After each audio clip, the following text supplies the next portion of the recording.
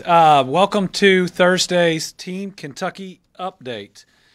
Before we get started, our flags are flying at half-staff today in honor of two of our state legislators that we lost this month. Senator Tom Buford of Nicholasville passed away a couple weeks ago, and State Representative Bam Carney passed away this last Saturday. His funeral is today. We honor them for their commitment of their time and their talents in trying to make a difference in the lives of our Kentucky families through their service in the legislature. Our prayers are with their families.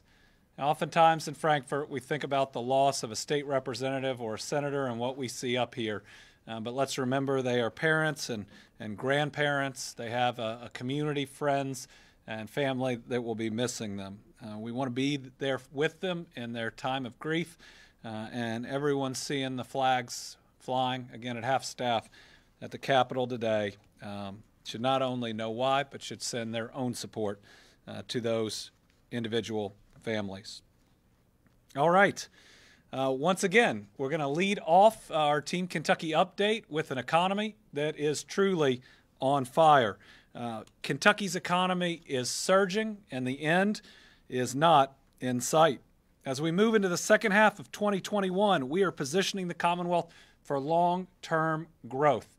And I believe we have moved past just believing we're on the precipice of an age of prosperity, and we are more and more certain that we are walking into better and better times. This week alone, the first 3 days of this week, I was able to announce 1,100 new jobs here in Kentucky. On Monday, I was proud to join GE Appliances to celebrate the completion of a 245-plus job expansion in Building 5 in Louisville's Appliance Park. Originally announced last summer, this $60 million investment introduces the company's production of high-end four-door refrigerators to the U.S., something that before recently this group and others in America did not think they could compete on and in manufacturing these in America. So we are proud that here in Kentucky that GE Appliances is able to take this step, and it shows that American manufacturing is not only strong, but that we are going to see a resurgence. This project signifies GE Appliances' domestic conversion to next-generation refrigerants to provide consumers with more environmentally friendly options by reducing greenhouse gas emissions. GE Appliances' impact on Greater Louisville cannot be overstated. As somebody who lived in that city for 15 years, we saw GE shrink and shrink, and now we see GE Appliances grow and grow.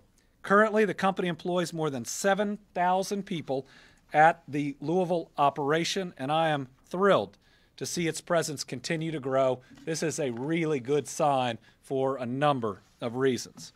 Also this week, we celebrated the opening of Dollar General's 300-job distribution center in northern Kentucky's community of Walton.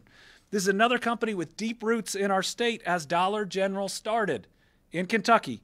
It was founded in Scottsville over 80 years ago, where it continues to operate a distribution center today. Dollar General has since grown from one retail store in Springfield, very first store in 1955, to more than 17,000 stores across the country, but they open one so frequently, I'm sure that's grown since we started this press conference. Our state's key location was a major selling point in securing the $65 million expansion, and later this year, we are going to be able to open another facility here in Kentucky with a significant number of jobs. Kentucky sits within a one-day drive of two-thirds of the United States population, an important factor for a company serving over 800 retail stores. With this creation of 250 distribution jobs and 50 private fleet jobs, Dollar General is furthering its long-standing partnership with Kentucky and helping to create a brighter future for our residents. It's a neat one to be a part of. A lot of culture building that you see in this company. A lot of really positive work environment where we saw people of all ages and from all backgrounds there ready to work and excited about it.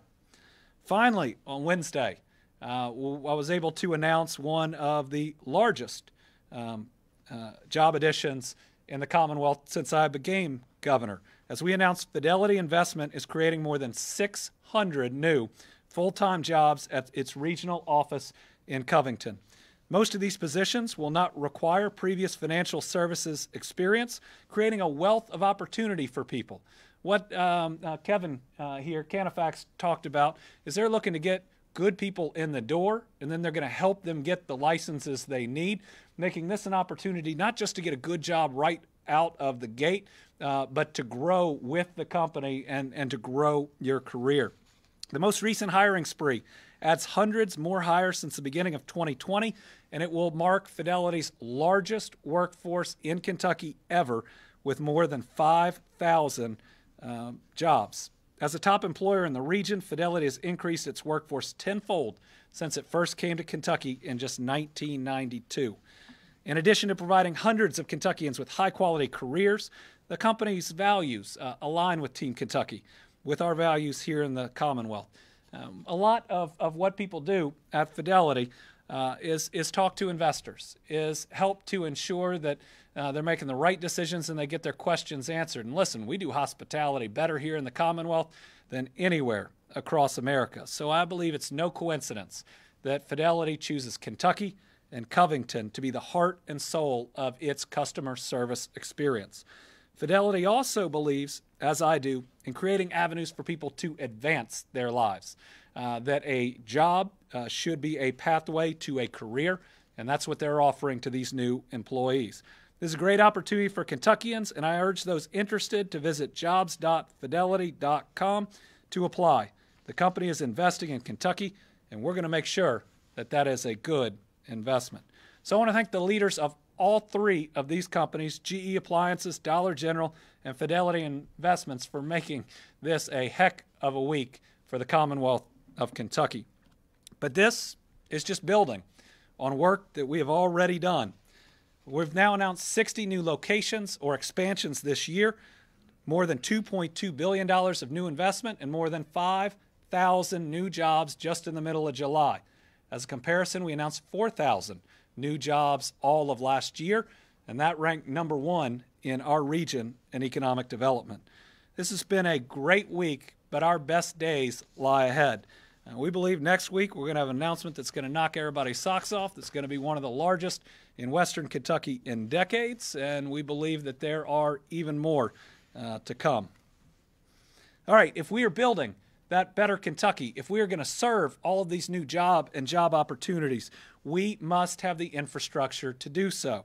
So today we're giving an update on our Better Kentucky plan, and that is the clean water and broadband that we are able to ultimately lift up based on that bipartisan agreement we were able to reach with the state legislature on the American Rescue Plan Act dollars. That bipartisan agreement is going to create 14,500 new jobs across Kentucky. And it was a good opportunity to see that we can still come together and remember that a good job isn't red or blue or Democrat or Republican. It's just really good for our families. So let's start with an update on the three parts. Remember, we had schools, broadband, and sewer and water.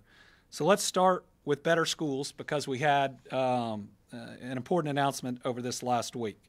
Yesterday, we announced that the Kentucky School Facilities Construction Commission is now accepting applications for $75 million in grants for vocational school upgrades. This was included in the last budget. Remember, there's $127 million that went into the regular school construction fund that's going to help us help more of our K-12 schools that are in disrepair. This is a separate pot of money, competitively awarded to vocational schools across Kentucky to help us build up our workforce. Local area vocational educational centers that are district-operated career and technical education centers that included in the district's facility plans are eligible to apply for up to $10 million per each project. So there's $75 million total. Each project can apply for up to $10 million in funding to cover the cost of renovations, which include updating, expanding, repairing, replacing, or rebuilding a structure. And if we think about this, some of these schools have been in operation a long time, and the needs of our economy have changed at different points during that. This gives a chance, if we were a company, to say to retool. This is going to give our schools that same competitive advantage. Each district may receive no more than one funding award. Applicants will be scored on the following criteria: age of current vocational educational facility, financial need, enrollment in job creation and training programs as a percentage of total district enrollment, unemployment rate by county as of May 2021, and quality of the planning and district facility plan. Applications will be accepted through 4:30 p.m. Eastern Time on Friday, August 13th, and can be emailed, and the applications were emailed directly to qualifying schools. We're going to announce the funding on September the 1st. All right, so that is schools. Remember, we already announced the schools qualifying for the $127 million.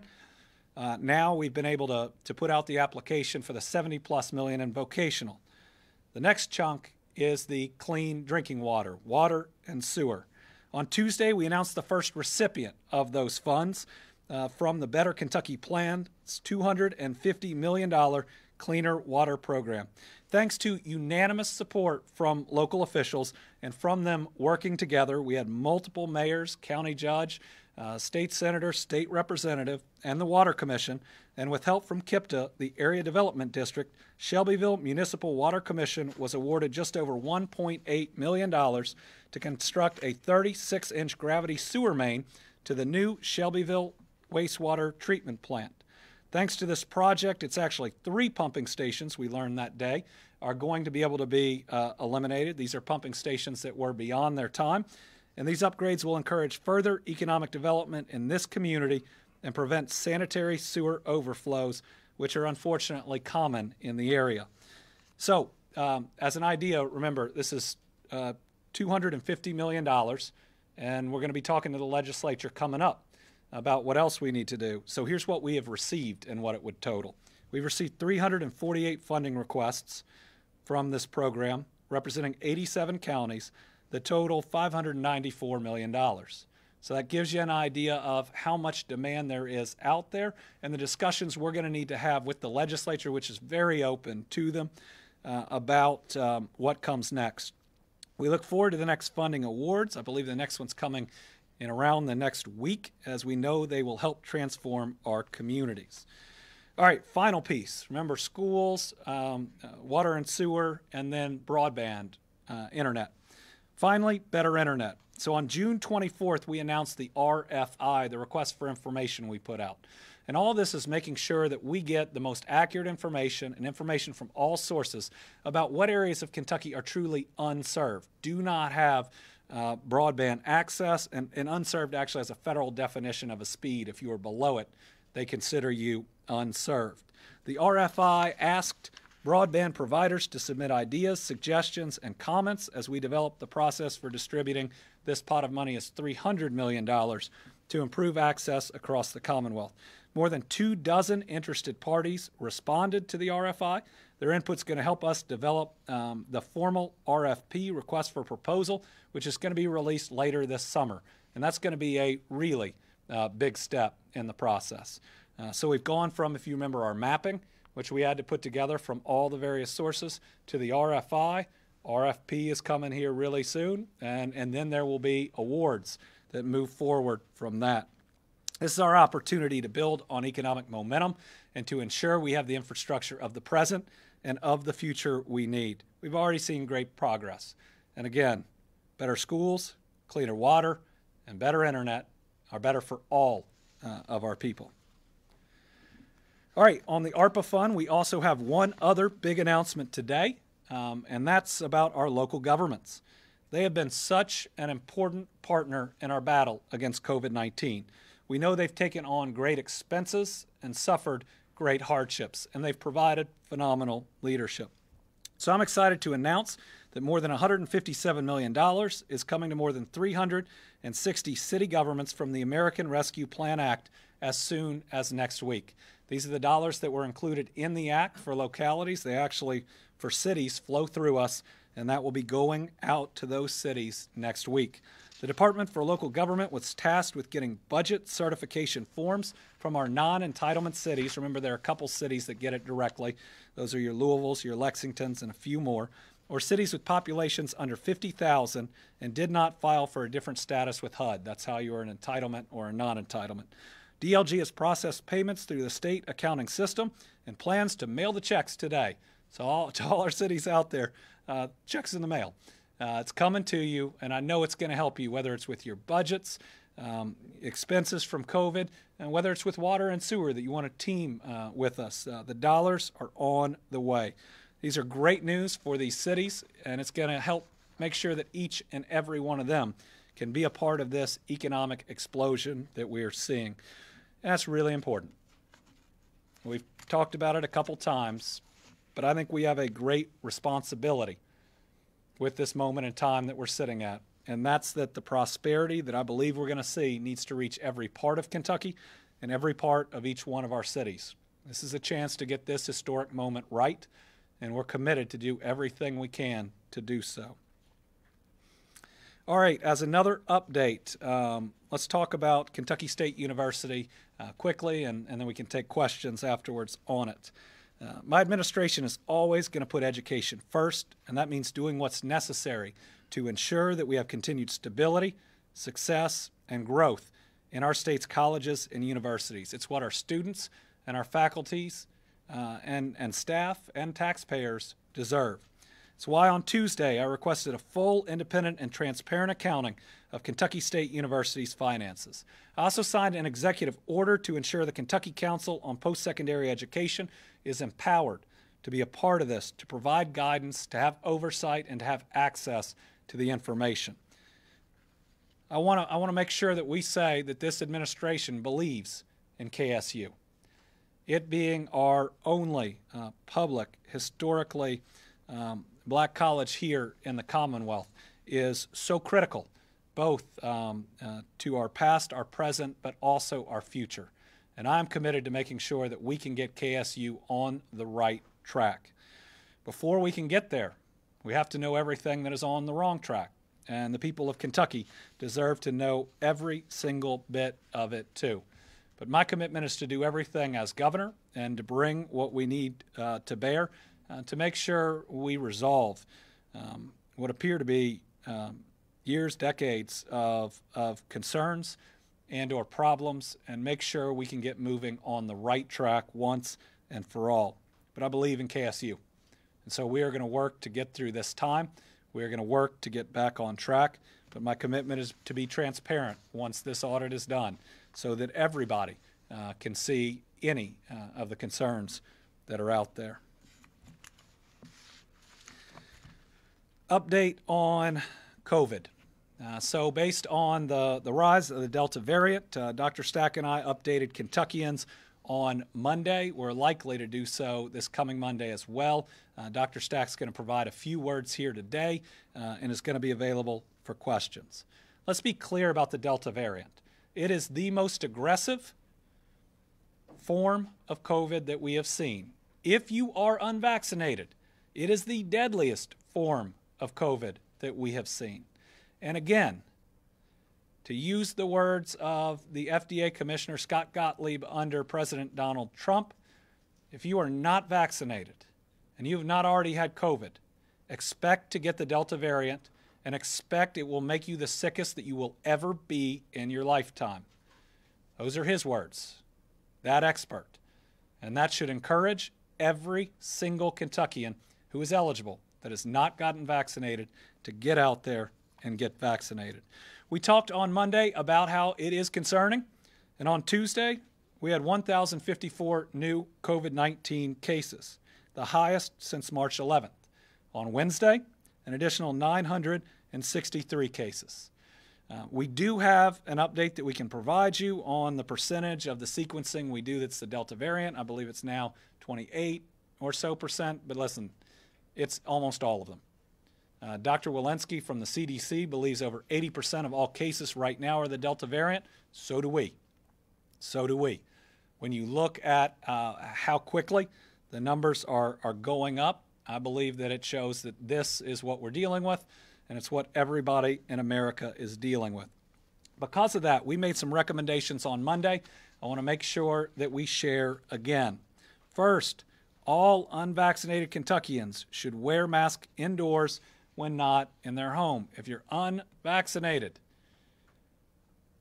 This is the deadliest form of COVID. Remember, it's already killed 7,200 people, and this is a deadlier form that we have ever seen. I would mention that if you are vaccinated, and we'll talk a little bit about breakthrough cases, it is still providing some pretty significant protection for you. Number 2, Kentuckians at higher risk due to pre-existing conditions should wear masks indoors when not in their home. If you have a breakthrough case and you are more likely to have a worse result because of pre-existing conditions, you really ought to consider that mask. Third, vaccinated Kentuckians in jobs with significant public exposure should consider wearing a mask at work. Next, if you are unvaccinated, go get your shot right now. It's serious. It's really serious. And it is impacting younger folks. Can we show, just today, we see more stories than we have in the past about young people not only getting COVID. Remember, that's what we used to talk about, young people getting COVID. Now it's having very serious results from it. More individuals being intubated, more individuals going into the ICU at younger ages. Folks, we're sounding the alarm, and all the information is out there. Please go get your shot. We did something the last time where we walked through age groups and showed percentages vaccinated. We're going to do that again. First, this is a little bit of good news. Since Monday, we've ticked up 1% in total Kentuckians 18 years and older vaccinated. We're now up to 62% from 61%. Next two have stayed the same, but they're ones that we are proud of, 65 and up. We have it at 83% in the state. The CDC records us at 86%. I suggest you pick the better number. 50 to 64, 65%. Again, we want to continue to increase this. 40 to 49, we ticked up 1%. This was the group that helped us overall, but we still need to get this number significantly up. And then the next three categories, 12 to 39, is where we need to see significant improvement. Remember, this means you are a younger Kentuckian, and the Delta virus is causing worse results, more intubations, and will ultimately cause more deaths in younger Kentuckians. This is you. We need you to go get the shot. It's just over a third of 18 to 29-year-olds. 1/3 in Kentucky are vaccinated. We need you to go out and get that shot. And remember, if you do, you can win $1 million. So if the concern about the Delta variant isn't enough, how about the possibility of being our next millionaire? Everybody 18 and up can qualify for this, and we have 2 more drawings next week on July the 29th and then on August the 26th. That is 2 more millionaires in the Commonwealth of Kentucky. And if you were 12 to 17, you need to get this vaccine. You need to get it because of the upcoming school year. We're going to be in continued conversations with the KDE about what that may look like. But the number one thing you can do to protect yourself going in to that school year, to make sure you don't have disruptions, is to get vaccinated, and you can also win a free higher education. That's one of your choosing, to any public university, to any public community and technical college, to any certificate program. We're going to have 10 more kids win those scholarships. So far, more than 697,000 Kentuckians have signed up for the $1 million drawing. More than 39,000 students have. More than 214,000 of those adults and 7,000 of the students signed up after we announced our first winners. I will also say that while it's always going to be hard to know what if, we do believe that this drawing is working, at least to some degree. The last month, the weeks in June, we were about 109,000, 110,000 vaccinations. We appear that we're going to hold steady this month with at least around the same amount. We would think that we would drop off each month as the populations become harder to reach. In the very least, I think that that we have gotten to a point where we are steady. Of course, I really want more people to get vaccinated. So please get your vaccine, go online, sign up. This is the way that we defeat COVID-19. Let's look at our stair-stepper chart, which we will have final on Monday on cases. And once that comes up, as you can see, we are now in a multi-week increase. And as we sit here on Thursday, we should expect for this next week's full number to exceed last week. We believe at this point that we are going to be on Monday in another week of increasing cases. Let's look at vaccination status of COVID-19 cases, hospitalization, and deaths. Now I want to say final numbers, which we will send to you, they only become really final at month's end. That's because sometimes the information we get changes when it's as of yesterday or the day before. Sometimes they're probable cases. And so the numbers that we'll share today are through July 21st, but they're subject to change a bit. They're about 1% off of the numbers from the end of June that we can send you that are final. Do we have that chart?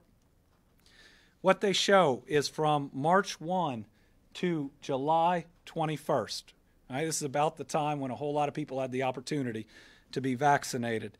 95% of all positive cases were among unvaccinated individuals. That is an enormous statistic. 95. Hospitalizations, 91% of all amongst unvaccinated. And in deaths, and I do want to give a little nuance on this, 88% of all deaths among unvaccinated individuals. Now when you look, thank God, our number of deaths, while 50 is concerning, we never want to lose 50 Kentuckians from that period of time, is significantly lower than we had in previous times. It is a smaller sample size than just about any time going back until mid last year, and that's a blessing. So, you know, that statistic again, we believe shows that these vaccines significantly decrease the possibility of death from COVID. It is a small sample size. We want to make sure we are transparent about that. Just to give you an idea, if you request the final numbers we can provide, which is through the end of June, the numbers are very similar. It's 96.6% of cases. That may suggest the Delta variant breaks through a little bit more because that ticks off about 1%. 92% of hospitalizations unvaccinated, and 89.5% of deaths. We were asked last week, we were asked Monday about Red County recommendations. So Dr. Stack is here today to run through what our current recommendations are for counties that would enter the red zone. Steve? James, leave that up for a second, please. Thank you, Governor. Sure. Good afternoon, everyone. And just using this slide before I go to the Red County guidance, there's 61,292 individuals in this. I like this kind of data set more than the smaller data sets. This is very robust. All right, there's a lot of people involved here over a longer period of time. I have more confidence that what we're giving you is representative of our journey over those months. When we get to really close time frames, the most recent week or 2 weeks, and there's small numbers, I just want to continue to disclaim that data will change. The numbers in some of the tables will change over time, and my commitment has been all along, our team's commitment, as we learn more, we will update the data and we'll tell you why it's updated and changed as we report these things. So, Steve, I misspoke on deaths. Will you fix that? We had 447 total deaths, 50 and 397. Correct. So the governor's saying is we had 447 total deaths from March 1st until July 21st that we've reported, 50 vaccinated and 397 unvaccinated. And let me point out, when you have only 50 deaths in the vaccinated group, if you have a small number of those individuals, say they had cancer diagnoses on chemotherapy or they had immune compromised conditions, that small of a sample size could have very legitimate reasons why even despite being vaccinated, they had a worse outcome. So again, just offering that, I like this kind of size of data better than the really small sample sizes. James, could we go to my slide deck, please? Real fast. I like to show this. This is, I think, the better way to show that table that we just shared. This takes vaccinated population in the gray bars, unvaccinated in the gray bars, vaccinated in the blue bars. So now what we're doing is saying for everybody we know who tested positive, which ones were unvaccinated, and for all the positives, which ones were vaccinated. Now we can compare the relative risk between the two populations. This is a better way to look at this data. So on the left in March, 4.2 times higher risk if you were unvaccinated that you would get infected. 4.8 times in April, 7.9x in May, 6.4x in June, and 5.3x in July. So again, the data will bounce around a bit, and the July is very recent. I know that when I tell you cases through yesterday, that data is going to change because we're going to get reporting ongoing and revise those numbers. But if you look, the number of cases is clearly going up, but it's going up predominantly in the unvaccinated, and proportionally the protection is staying very robust so far. So I hope that's reassuring. Vaccines work, folks. We should all get vaccinated. Next slide, please. The governor's already gone through this. I just wanted to provide it one more time. This remains our recommendation for folks who should wear masks now, who should really seriously consider wearing masks. And since the governor went line by line through it, I won't repeat it right now. If we could go to the next slide, James. This is what we're going to recommend for the red counties. Now, I'm going to make a few points on this. Vaccines work, like I just said. It is absolutely essential we all choose to get vaccinated. It's our choice, but choices have consequences, and what I showed on the bar graph slide is the consequences: you're more likely to get sick. And let me put this in context. Our positivity rate's going up. It's getting closer to 7. That's a big leap from 1.6 or 1.7% where we bottomed out just a couple months ago. The hospitalizations are increasing, but they're not increasing at the same rate as they did last year. That's vaccines. Vaccines are helping, and like the governor said, 83 to 86%, depending on which data set we use, of our population 65 and older are vaccinated. That's fantastic because 91% of all of our deaths occurred in people over 60. So hopefully what will happen is, even as the cases go up, the hospitals will continue to have capacity to care for everyone with COVID, but also to care for all the heart attacks and the strokes and the folks with a gallbladder problem, appendix, and all the other things. We need to make sure we preserve health capacity. And right now we're in good shape, but we're watching it very closely. And I spoke with all the hospitals, the CEOs and chief medical officers this past Tuesday. We're in ongoing conversation, and I just want you to be reassured the community across the state is looking out for Kentucky and working with the governor and his team for us to try to make sure we're prepared. Please encourage masking as an effective way to reduce the spread of disease. Again, people ask about mandates. We're encouraging you to please do this. If you're unvaccinated, you should follow the guidance on the previous slide. You should wear a mask when you're out in public. If you have a compromised immune system or you're medically frail, you should wear a mask, even if you're vaccinated, because your immune system may not respond as well. If other people, for whatever reason, have concern, they themselves are concerned, they're worried about a family member at home, because you can still get infected and have no symptoms, even if you're vaccinated, and they want to wear a mask, please be supportive of them, at least be tolerant to them. Please don't judge other folks for choosing to wear a mask. We know it's helped, we know it's worked.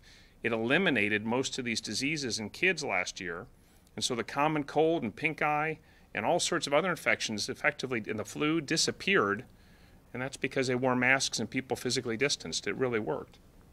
Please, if you are going to do activities, encourage physical distancing, and please do stuff outdoors. Outdoors is so much safer than a small confined indoor space. Medically vulnerable persons should try to avoid gathering with unvaccinated folks. Folks, even if you are vaccinated, if you're around a lot of unvaccinated folks, you're increasing your risk of being around someone with a very high viral load, getting yourself infected, and being one of those unlucky few who does get hurt even though you're vaccinated. If you're having a large public event, consider if you can rearrange it, if you can postpone it. If it's indoors, move it outdoors. If the weather's good, do things that we know help lower the risk. We have to go on with our lives, but we have to remember we're in the middle of a pandemic and our actions have a major impact. And the final thing is, please, we have gotten through this as well as we have. And let me just reassure you, it continues to be my impression that we have done very, very well as a state, because we've had a sense of community. People across the whole state have come together and worked together. This week alone, I went to Mason, Robertson, Harrison, Bath, and Rowan counties. The governor and I and Rocky were in Rowan County last night visiting with the medical community that St. Clair brought together from 5 different counties. Folks came together on behalf of Kentucky. People put aside their other concerns to figure out what needed to be done and how could we work together. It continues to happen, and it really does happen, and I just want to assure you of that. So please, if you are a red county, and there are now 10 today, there were none on July 1st. I think there were none on July 1st. We now have 10 as of yesterday. Please take this seriously, and that last bullet is not the least important. It may be one of the most important. Please come together as a community. We need local leaders, local people who are respected by the people in their communities to message and demonstrate through their choices and actions that vaccines are important. It makes a big difference. It's what we do to keep ourselves safe. Thanks for all you've done, and we will get through this together. Thank you. Thank you. All right, now one of my favorite parts, which is our Team Kentucky All-Stars, and we'll open it up to questions. Today I have the opportunity to honor a very special Kentuckian who made an impact on one of Kentucky's greatest treasures, the Red River Gorge. For 47 years, Don Figg called the gorge his office. His friends and colleagues said Don had a work ethic and caring spirit as large as the 29,000-acre canyon system in east central Kentucky. Don initially began working in law enforcement in the Stanton area, which led him into search and rescue. In 1962, he initiated the Red River Gorge search and rescue effort. He traveled across the United States to be trained at a variety of national forests, returning to the Commonwealth to apply his learnings at the gorge to keep all of us safe. He was on call day and night, regardless of weather conditions. During his career, this is incredible, he participated in around 1,660 rescues, a heroic number unlikely to ever be matched. Don developed a system of pulleys, ropes, and more unique to the gorge's topography, all of which are still used today. He received a presidential citation, a USDA Honors Award, a Congressional Award of Merit, and a Kentucky Senate Award of Merit. Sadly, Don passed away in 2020, another amazing person we've lost in the last year and a half. But his legacy and his impact live on through a dedicated team of search and rescue team members who continue to carry out his and their mission. The squad now has a first aid building, which they have dedicated in Don Figg's memory. Today I'm proud to pay tribute. Today I am proud to pay tribute to the Don Figg Memorial First Aid Station in memory of Don, a fearless Red River Gorge guardian. Joining us today, and I hope they'll come up for a minute for this special moment, is Lisa Johnson of the Powell County Search and Rescue Team, along with County Judge Executive James Anderson, Jr. I've known you a long time. I didn't know you were a junior.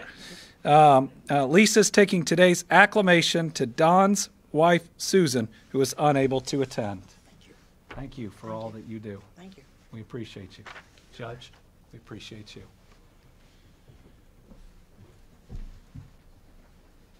What a special legacy to start something and to create the processes that are still being used today.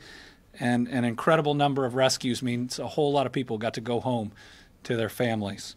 I look forward to also being present to cut that ribbon, to dedicate that facility. And thank you to the Search and Rescue Team for all you do. Judge, thanks for your leadership. Lisa, you may not know this, but each week when we highlight Kentucky All-Stars, Kentuckians making a difference for our people and Commonwealth, we decided to double up today. This week, we're proud to recognize you and the entire Powell County Search and Rescue Team for your continued efforts in serving the Gorge area. Each day you show up to ensure residents and the visitors of Powell County and the Gorge have access to the quickest and safest rescues when necessary. You and the entire team of volunteers show the true meaning of selflessness, something we have had to all learn and show during COVID, but also bravery and compassion. Thank you for what you continue to do. We appreciate you. All right. I think we had more than a few topics today. We are happy to open it up to questions. I know I have my list of people somewhere here, and if not, I know that somebody can grab it for me.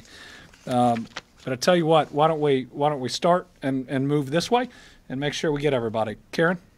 Governor, Dr. Stte touched on this. You had a chance to celebrate healthcare workers last night, and you got to talk one-on-one with a lot of them afterward. One, talk about that experience, and what concerns did they mention to you as the numbers go up and the Delta variant is more prevalent? Well, I had the distinct honor, but really a pleasure, and I got a little emotional last night to speak to several hundred healthcare members, healthcare heroes that worked on all types of the front line in the greater Moorhead, Rowan County region, Flemingsburg, and others. It went from the healthcare groups in our schools to those in the ER. I got to meet the doctor that treated Rocky Stte, why he's still here, 85 years strong and young today. First, it was clear from each individual that they did feel Team Kentucky, the community, the coming together that it really took. I mean, we saw them walk into COVID units at times when we didn't have the best of the best PPE to protect them. And a lot of them thanked me, and I didn't. Admittedly, I didn't know how to take that because I owe them. We owe them those thanks. They are concerned about the Delta variant, but they have confidence. They have confidence in the fact that we have come so far, and they also know that the solution is out there. I don't know if you saw last night, but they all had a badge that said COVID-19 vaccinated, and that in the end is what we need a little bit more. I also think it broke down if there were distinctions in many ways between doctors and nurses and those that process people when they came in sick. I mean, truly a feeling of teamwork that it took to make it happen. Bruce? Thank you, Governor. How much of a threat does the Delta variant pose to economic recovery in the state? And is there a tipping point that would lead you to reimpose a mask mandate or capacity restrictions or any other actions? The question is what threat does the Delta variant have on our economic, I wouldn't say recovery, I'd say resurgence or surge from where we are, because I believe it is very quickly going beyond where we were before. And is there a tipping point where we would consider some new decisions, restrictions, you pick? We're not going to be afraid to make the tough decision if it's merited. But it is important to note and explain, if we have to, that our world's entirely different post-December 15th when we got the first vaccines. I guess they came out of the factory on the 13th. And the fact now that people can protect themselves significantly from the Delta variant simply by getting a vaccine does change the equation. I will tell you what we are looking at now, or will be looking at, amongst other things, is hospitalizations, and then what the outcomes are and how sick individuals are. We'll also be looking at the breakthrough rate because, again, you have the option to protect yourself. I do not believe in the long run that this is going to stop our economic resurgence. It may change who gets to participate in it, because if you get sick and you stay sick for a long time, when really good jobs are being created, you may miss out on your opportunity to grab one of them. And so what I'd say is this is a chance for many people of a lifetime to have higher wages, to have new opportunities, and I'd hope they wouldn't miss it because they don't get the shot and ultimately get sick. Jack? Governor, what are the 10 red counties and your recommendations for them, talking about possibly postponing public events? Would that include like athletic events, even church meetings? Well, I think it's going to be incumbent on everybody to look at their own practices. And when you are in a red county, I think you want to look at the size of your event, what you already have in place. Are you skipping a row? What's the overall capacity? What's your ventilation? We've all done these things now. Whether or not you're wearing a mask, what the makeup of who's coming is, whether or not you can move it outside. When we had to do some of the things we did early on, we didn't have all the data all the information to know how it spread and how to stop it that we do now. So our goal here is to highlight the concern about what large events can do, because we've had clusters. Remember, we've had more clusters than any time since the vaccine was introduced, and make sure people have the information to either stop them or avoid them. I mean, we've got an event coming up, I think, in a red county. We're looking at moving it outdoors and reducing the capacity. Corinne. What else can be done to encourage people to get vaccines in areas that have low vaccination rates? And are smaller rural hospitals prepared for surges or do they expect to see surges like they saw last year? I'll start with the second question, which was, are rural hospitals prepared for a surge if we face one like we saw last year? I think the answer is we are better prepared for it than ever before. A couple of reasons. Number one, we know more about treating, even a more aggressive variant than we did in the beginning. But second, our hospitals have been talking to each other, because we've had to get through this in ways that I've never seen before.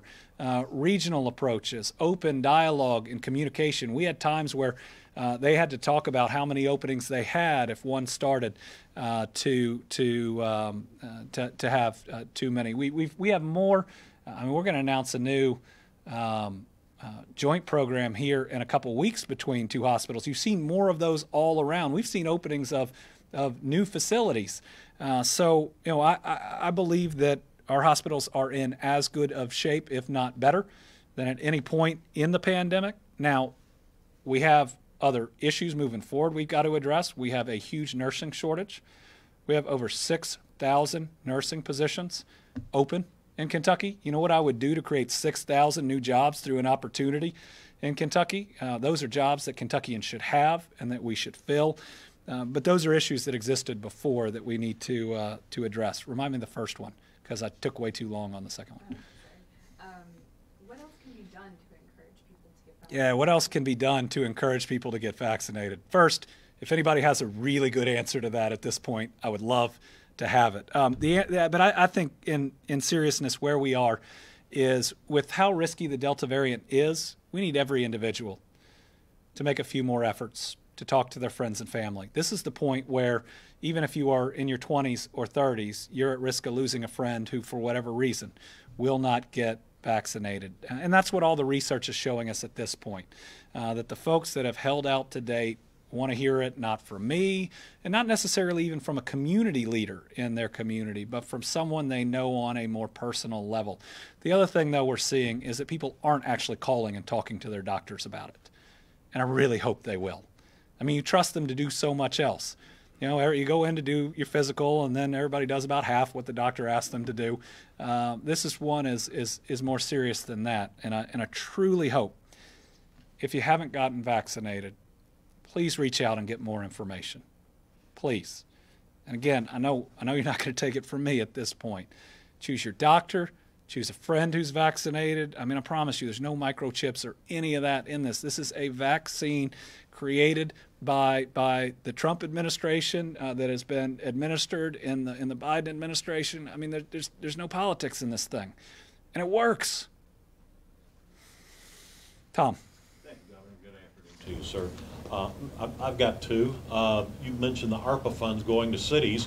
With respect to the judge who's here, are counties sharing in that same kind of money? You didn't mention counties. That's my first one. And then the second one is the executive orders you have rescinded or let them all expire, except this week you extended the one on price gouging. Can you give me the background on that? So first, the county funds are coming. They don't have to flow through the same way that the city funds did, so that's more of a technicality. No, counties are getting significant funding that I think Judge would tell you we're really excited about, whether that's budgets that have been hit hard or necessary infrastructure that is out there. And then second one was? Yes, we still do have an executive order on price gouging because we still do have a state of emergency. Just because we don't have restrictions in place doesn't mean COVID isn't an emergency. It absolutely is, and we have seen that there are people out there who will try to take advantage of emergencies in any way that they can. At least the last report we got from the AG's office were that they were still getting calls on it. If they were to communicate that we don't need it anymore, we'd look at that. But the problem is if we take it away, what do people start doing?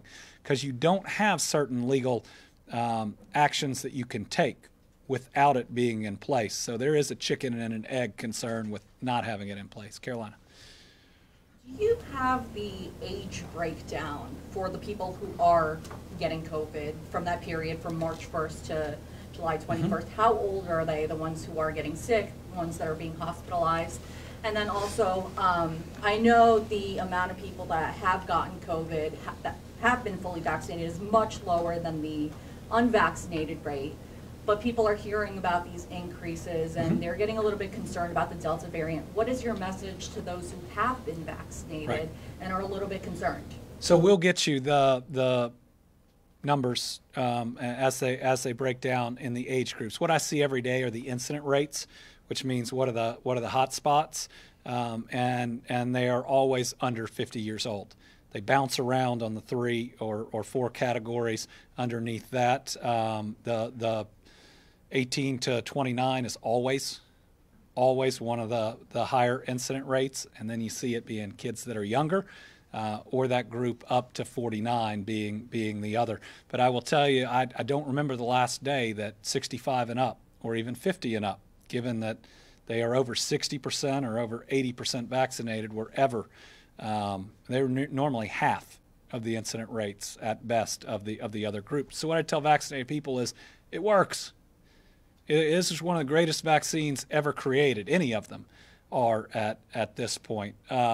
They provide you very serious protection from getting even the Delta variant. But if you get the Delta variant, they provide you significant protection from getting really sick or dying. And when you think about a lot of other vaccines we take, that's the overall object of so many of those. But with the Delta variant out there, listen, if you're nervous, I get it. Take the steps you feel like you need. If you want to put the mask back on going into the grocery store, go ahead. Go ahead. And I want to encourage people to take that into their own hands. Any extra steps that somebody takes can't hurt and don't hurt. And you know, we will see where this goes pretty quickly. And we're going to see how it grows, and then hopefully how it diminishes. And we're going to continue to communicate regularly, so that if the risk grows, that we're going to let people know. But my overall message to people who've gotten vaccinated is thank you. Convince your friend who hasn't gotten vaccinated. That'll protect all of us better. Mark. Taking into consideration the Boone Circuit Court decision and the Appeals Court and the Supreme Court's decision not to do an emergency stay, and of course the Supreme Court hearings from earlier in June, do you believe you have the legal authority right now to reinstate a mask mandate and other COVID restrictions, and why or why not? Well, yes, I believe I have the legal authority to do what's necessary to combat COVID, and that's because the last Supreme Court decision on point says that I do. And this is what executive powers in emergency are for. Now, we don't have a stay of some orders that have come since because we don't have anything in place that it would be stayed. I mean, they would be staying an injunction that applies to nothing at the moment. So, it's hard to read in. You got 6 or 7 different cases that are moving, and they're going to be up in front of the Supreme Court, hopefully to be decided altogether. But let's remember what would have happened and what would happen moving forward if the executive branch didn't have the power and ultimately the courage to do what's necessary. I mean, we see some in other branches that say it's theirs, saying they might recommend that people wear a mask. If you look back in time, what that would have done is South Dakota. Where at one point was the most dangerous place on earth to be if you were going to contract COVID. The attorney in that Boone Circuit case says that if you do reinstate any of that stuff, he's going to try to have you held in contempt. Do you think that that's... You mean the attorney who has sued me like 3 dozen times is going to say he's going to sue me again? Yeah, I'm not going to lose any sleep over that. So, Lawrence and then Al. A couple of questions. First, a clarification. Are you saying you're not ruling out mask mandates or other mandates if you think the science reveals that it's necessary? Oh, if I think we have to take steps to save lives, we're going to do them. We're going to do them. We've had the courage to do what's necessary to date. But I want to make sure I'm clear that the world is very different, though, now as opposed to what it was before. And so our decision calculus would be very different. Certainly the threshold for taking an action when all you got to do is go out and get a shot certainly changes things. Second part of that. Sure. Will any new recommendations be coming from the Department of Education regarding schools in the fall? We're going to be talking with KDE later this week. I think there are some difficult questions we have to address. But let's make sure that everybody can step back and realize some basic facts about it. If you want your kids in class every day of the next school year, there can't be COVID outbreaks in the class. And how many kids in a class are vaccinated or protected in some other way depends on how many days your kids will miss because they'll have to be quarantined. That's nothing shocking. That's exactly how it's worked, and that's exactly how the quarantine rules work.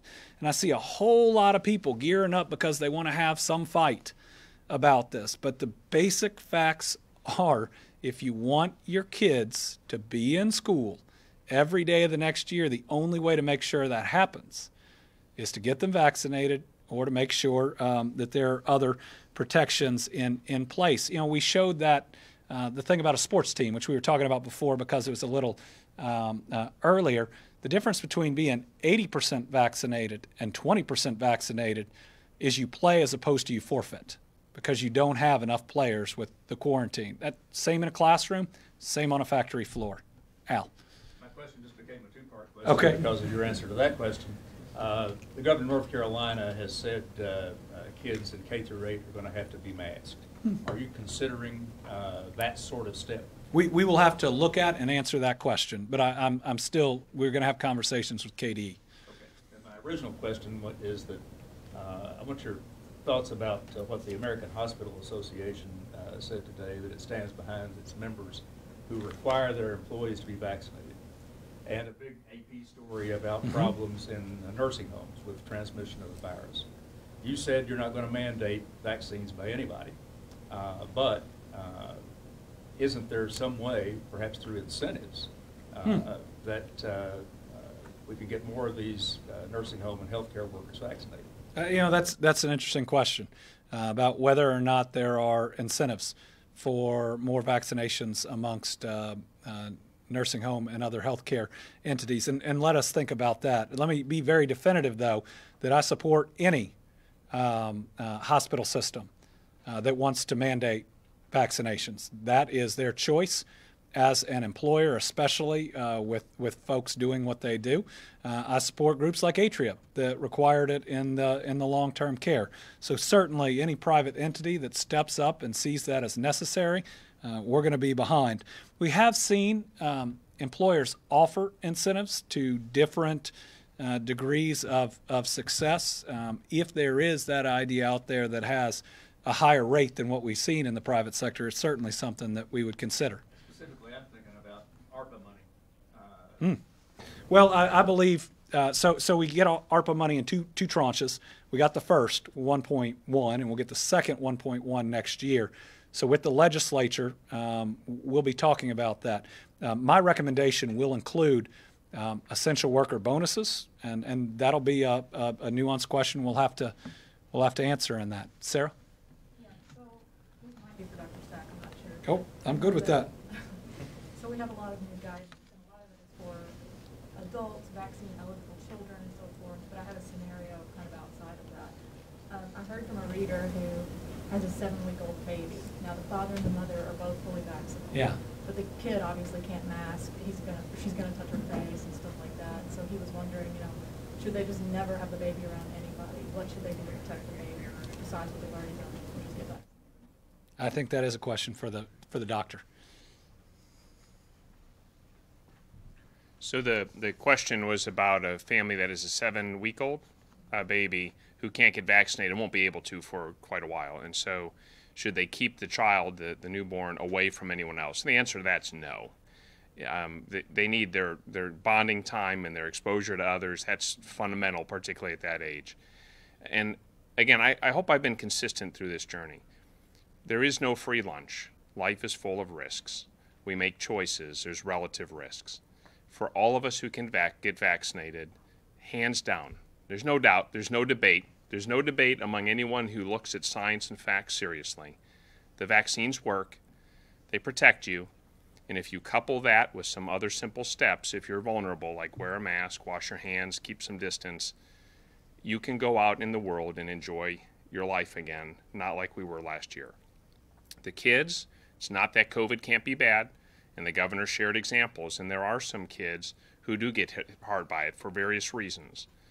But the statistics overwhelmingly are that kids are at lower risk than the adults. So every household with someone 12 and older would ideally have everyone 12 and over vaccinated. And you know what? That 7-week-old's not going to get exposed to too many people with COVID because the disease will start to dry up and go away. So if we all get vaccinated, that's how that 7-week-old doesn't have to worry about this.